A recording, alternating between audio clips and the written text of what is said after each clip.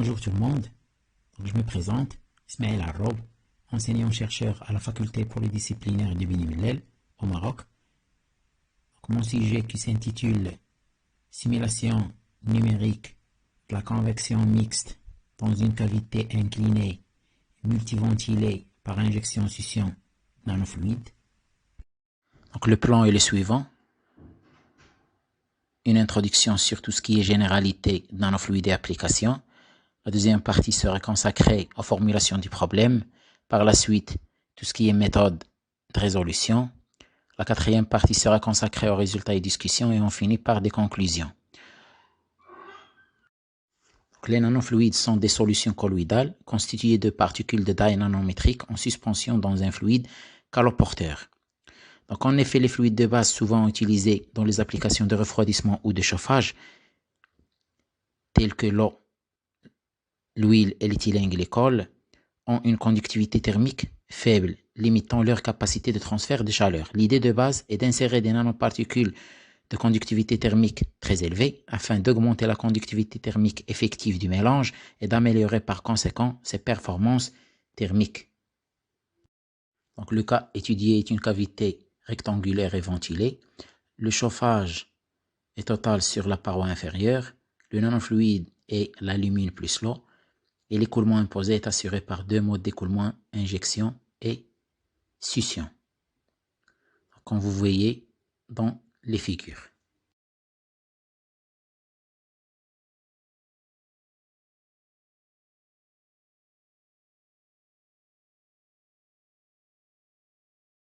Comme application pratique, on peut trouver ces configurations souvent dans les échangeurs thermiques, les collecteurs solaires, utilisables pour le refroidissement des composantes électroniques et aussi applicables pour les systèmes des énergies géothermiques. L'objectif du travail est d'étudier les effets des paramètres clés tels que l'angle d'inclinaison, le pourcentage de nanoparticules, le mode de ventilation, injection ou succion, sur les performances thermiques et sur les caractéristiques dynamiques et thermiques de la cavité.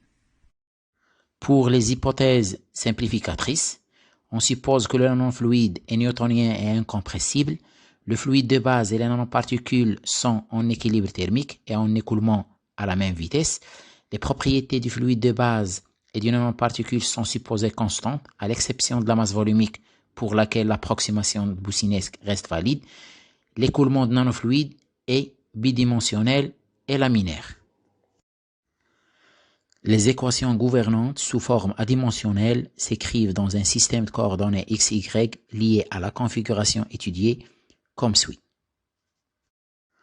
Pour les propriétés thermophysiques des nanofluides, on a travaillé par le modèle d'Hamilton et Crosser pour la conductivité thermique et le modèle de Brinkmann pour la viscosité dynamique. Pour la masse volumique, la chaleur spécifique et le coefficient d'expansion thermique, sont trouvés par linéarisation. Les équations résultantes de la convection mixte ont été résolues avec un code numérique adéquat, basé sur la méthode des différences finies. Les équations de la vorticité de l'énergie sont résolues à l'aide de la méthode implicite aux directions alternées ADI, et l'équation de Poisson est résolue par la méthode de surrelaxation par pointe PSOR. Et des tests préliminaires sont effectués avec différents maillages et montrent que le maillage de 101-101 présente un compromis raisonnable entre le temps de calcul et la précision souhaitée. Le problème est régi par les équations adimensionnelles citées précédemment. À ces équations, on associe les conditions limites hydrodynamiques et thermiques suivantes, communes pour les deux modes de ventilation.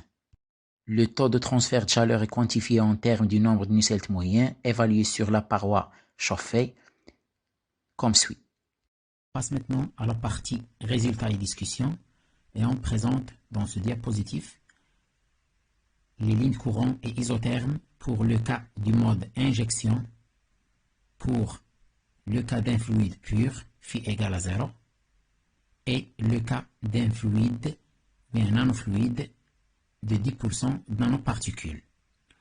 Donc, les lignes courantes pour une cavité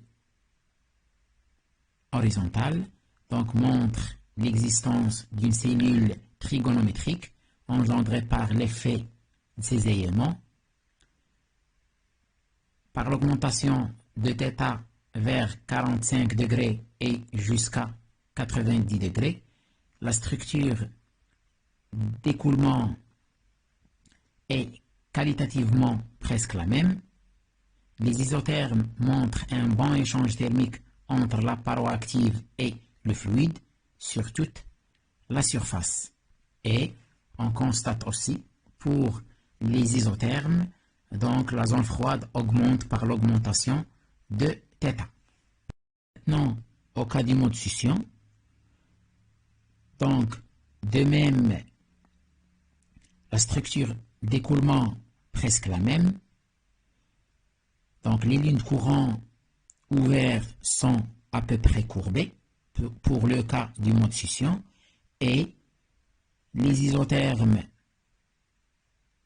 montrent un bon échange thermique entre la paroi active et le nanofluide car ces isothermes sont plus denses au niveau de cette paroi.